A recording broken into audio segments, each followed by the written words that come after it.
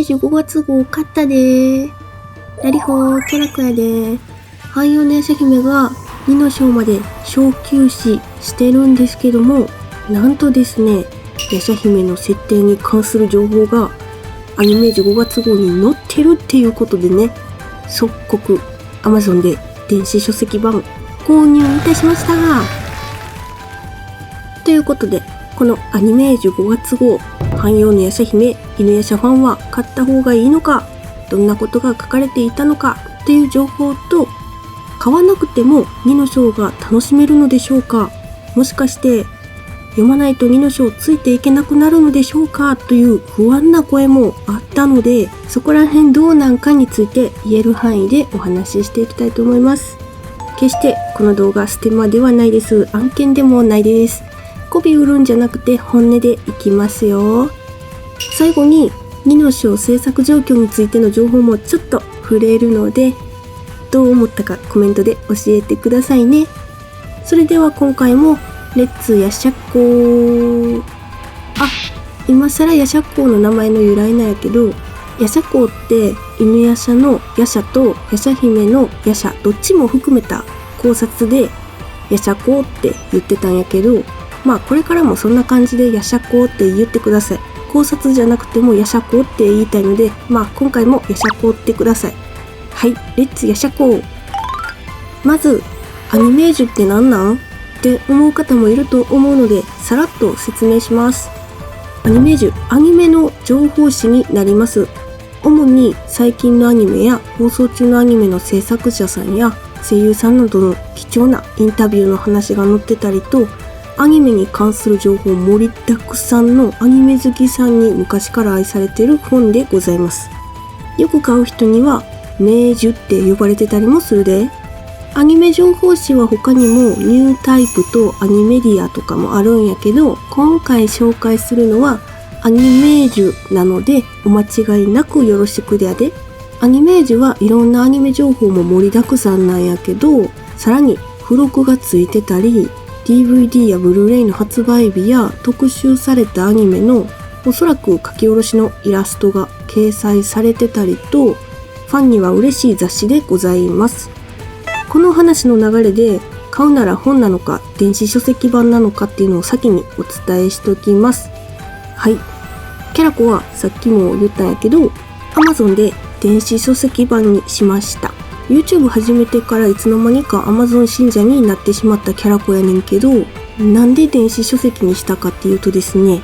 本だとすぐ読むには本屋さんに買いに行かなくてはならないじゃないですか。Amazon で頼んでも1日以上はかかっちゃうということで、早く読みたいという気持ちと家から出たくないという部分で、電子書籍版なら家から一歩も出ず、しかもすぐ読めるってことで電子書籍版を購入しました。あとですね、本を買いに行った場合は売り切れてたり、もしくは取り扱いがなくて何店舗も回らないといけない可能性があったりするので、それはちょっと嫌だなと思った次第です。ということで、電子書籍と本の違いを紹介しておくと、電子書籍はすぐ読める、買いに行かなくて良い、雑誌にもよるねんけど付録がついてない分本よりいくらか安い、でも端末にしか残らない。本の方はすぐ読みたいときは買いに行かないといけない、売り切れてるかもしれないです。物として残るけど出先で読みにくかったりします。定価やけど付録がついてたりします。ちなみに今回のアニメージ5月号は定価は1080円で、電子書籍版 Amazon の Kindle 版だと839円でした。付録は映画ヒーリングッドプリキュアの A4 クリアファイルと B2 両面ポスターになってます。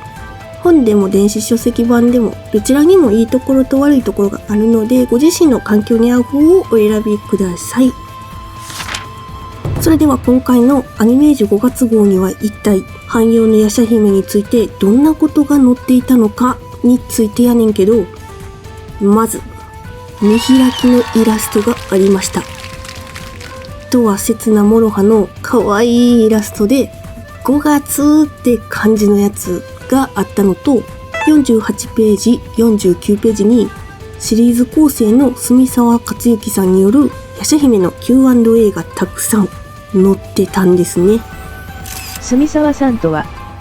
アニメ犬夜叉完結編では、シリーズ構成、映画全作品の脚本も担当されています。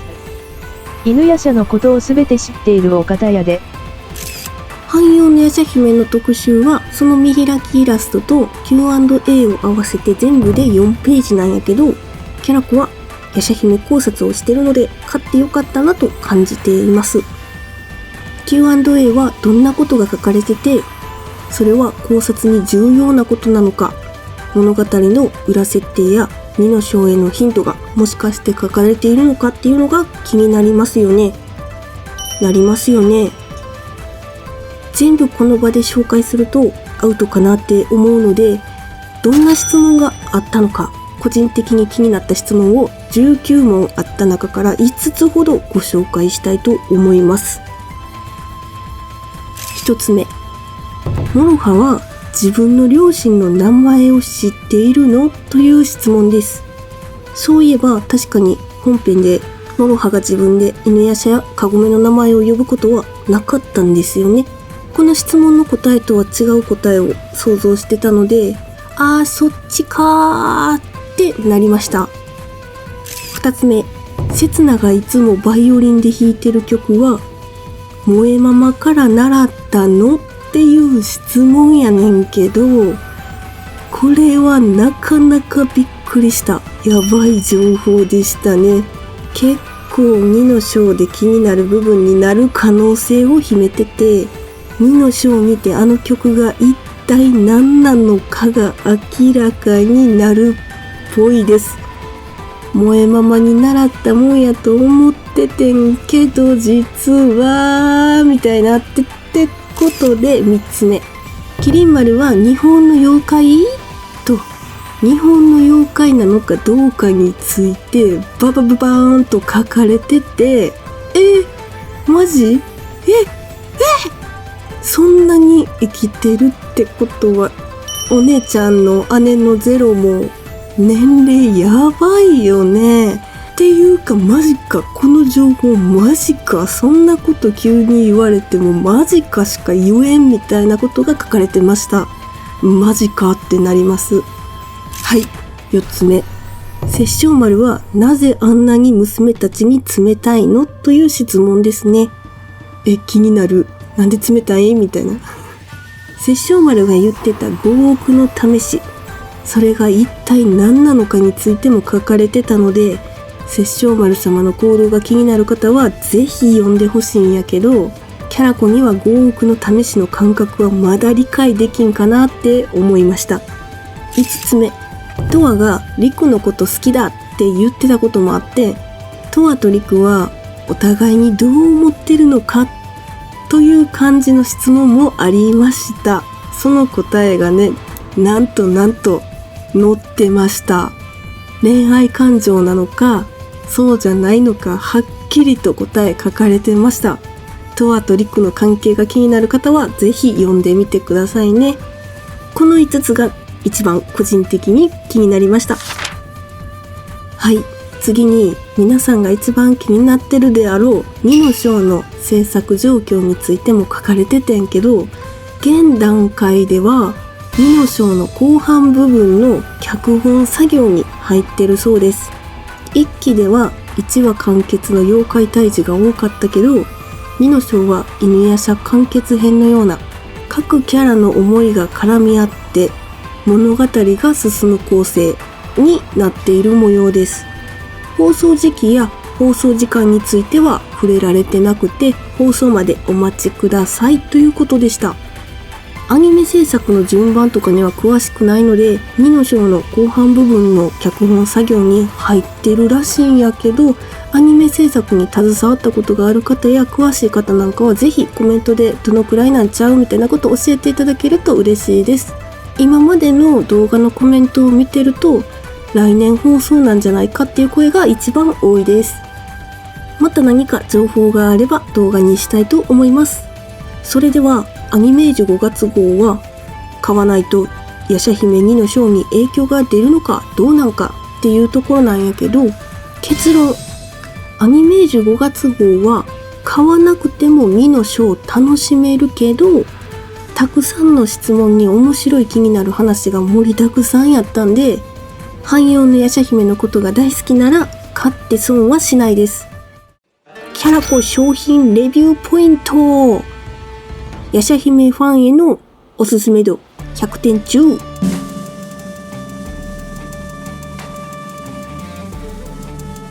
87点。